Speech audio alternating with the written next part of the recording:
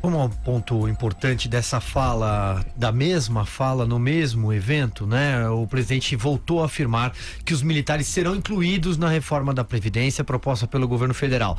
Aspas para ele: entraremos numa nova Previdência em que entrarão os militares, mas não nos esqueceremos as especificidades de cada força. Ele também voltou a defender o excludente de ilicitude para mortes provocadas por militares em missões. Abre aspas: quero oferecer retaguarda jurídica para que os militares possam vir a cumprir o seu trabalho, em especial nas missões extraordinárias. Esse sim é um ponto importante, Andreasa. Olha, a reforma dos militares prometida, que virá, ainda que ela contemple as especificidades de cada força, a natureza de cada uma das forças, o que se tem a dizer a respeito dela por hora é que está atrasada. E que, de fato, consistiu num erro da parte do governo, um erro estratégico, ainda que haja a questão de procedimento, a questão técnica, de que é possível, por ser um projeto de lei ordinária, é possível que ela chegue depois, ela não é emenda constitucional, tem menos exigências de procedimento no parlamento, tudo isso é verdade. Mas eu insisto, nós não conhecemos o conteúdo da reforma ainda, a reforma, a parte relativa aos militares. Mas o fato é que um conjunto de reforma vendido como contra privilégios, que apresenta a porção relativa a um grupo privilegiado em termos previdenciários, os militares, de um governo que é composto por militares, fundamentalmente, e presidido por um militar, é uma mensagem ruim que mina a ideia de combate ao privilégio que a reforma vende, né?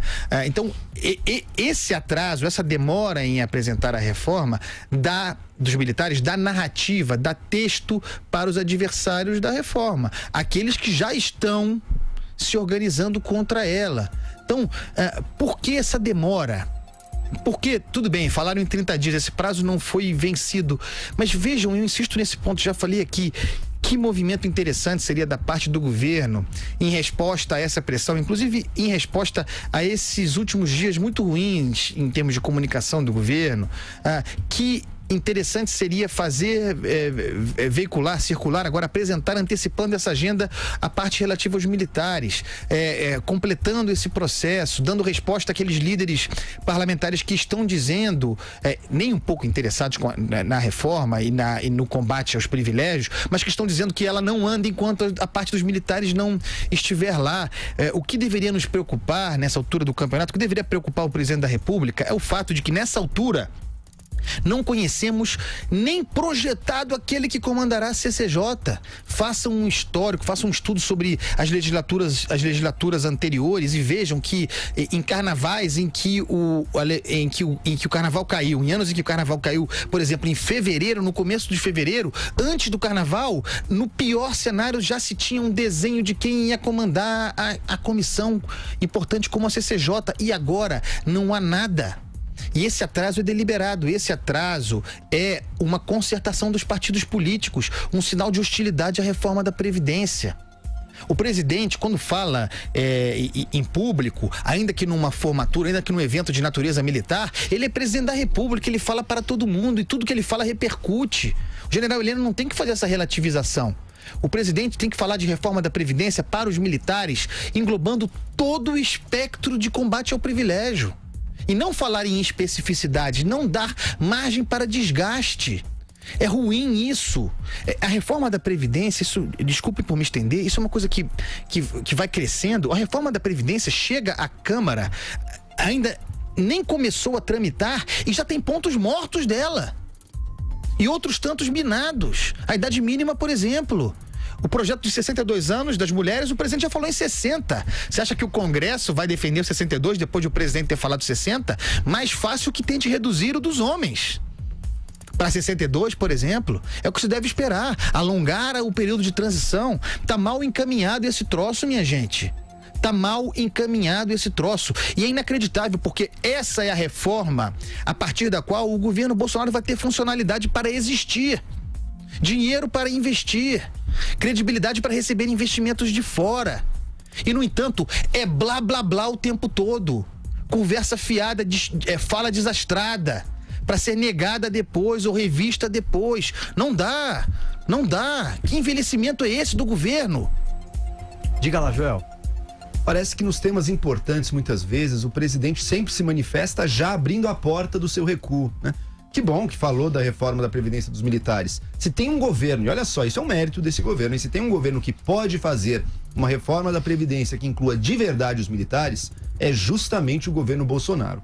É justamente o governo que conta tanto assim com os próprios militares na estrutura de poder. Esse é o governo que, se quiser, pode fazê-lo. E parece que vai chegar mesmo em algum momento. Agora, estamos esperando. A cada dia que passa se fortalece o argumento de que, a gente está vendo a reforma da Previdência do Trabalhador, enquanto os generais que estão aí no governo e as Forças Armadas vão continuar com seus privilégios, com déficit per capita da Previdência deles muito superior ao do setor privado. Como é que é isso? Vamos entrar todo mundo. Está na hora de todo mundo arcar com a sua parte desse custo. E a Previdência no Brasil foi dimensionada de uma forma muito equivocada, de uma forma muito desequilibrada. Agora todo mundo vai ter que entrar nisso, estamos juntos nesse barco. É isso que o presidente tem que frisar agora. Os militares entram juntos, de uma forma a partilhar desse custo, que é de toda a sociedade, inclusive deles. Já falou das especificidades, e o diabo, pode ter certeza, mora nas especificidades.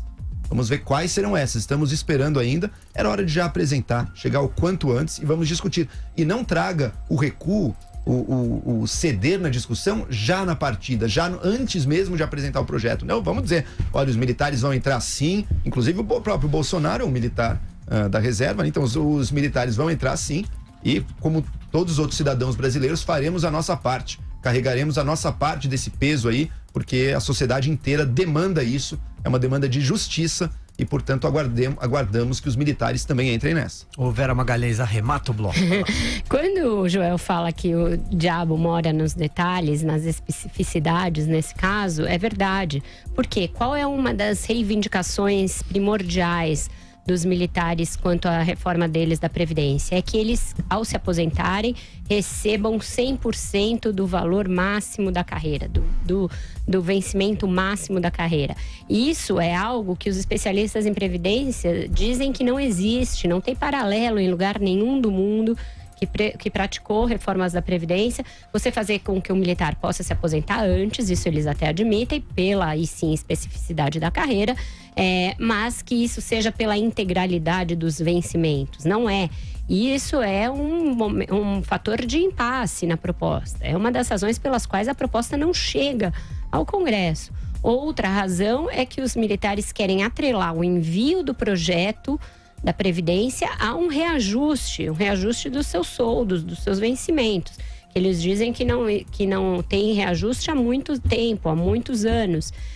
Mas você fazer uma coisa atrelada à outra vai ser um sinal muito ruim para o resto dos servidores, os servidores civis, aqueles que não vão ter um reajuste, que estão entrando numa regra geral de equiparação com o regime geral da Previdência dos trabalhadores do setor privado. Então, se o presidente começar a ceder muito a essas especificidades, vai se criar uma situação em que os servidores civis vão ter uma narrativa para dizer que os militares estão sendo privilegiados na reforma.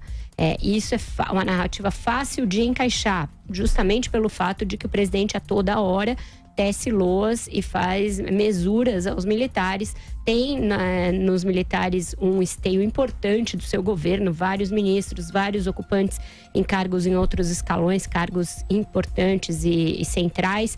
Então, fazer esse tipo de concessão e ceder a esse tipo de especificidade vai minar necessariamente a possibilidade de se fazer uma reforma grande, ampla o suficiente para o restante da categoria dos servidores, que é muito organizada, que tem entre os seus alguns dos setores mais organizados e com um lobby mais poderoso dentro do país, a saber, Ministério Público, Judiciário. Por que esses setores vão aceitar de barato que eles entrem na reforma e os militares sejam poupados ou tenham respeitado as suas supostas especificidades? Então é disso que o governo tem de se conscientizar, que abrir exceções aqui e ali mina o seu próprio projeto. Não é questão de ser bonzinho ou não com os militares e entender ou não onde aperta o calo dos militares. Você precisa pôr o sapato dos outros para fazer reforma. Ser presidente inclui o tempo inteiro você sair da sua posição primordial, da sua posição inicial e se colocar no lugar de outros setores da sociedade. Bolsonaro não pode passar 4 anos do seu mandato se enxergando, se portando, falando como um militar. Ele agora é um civil, presidente da República, eleito para governar para todo o conjunto da sociedade. Isso requer uma ampliação do escopo, ampliação do olhar, ampliação das atitudes e das posturas.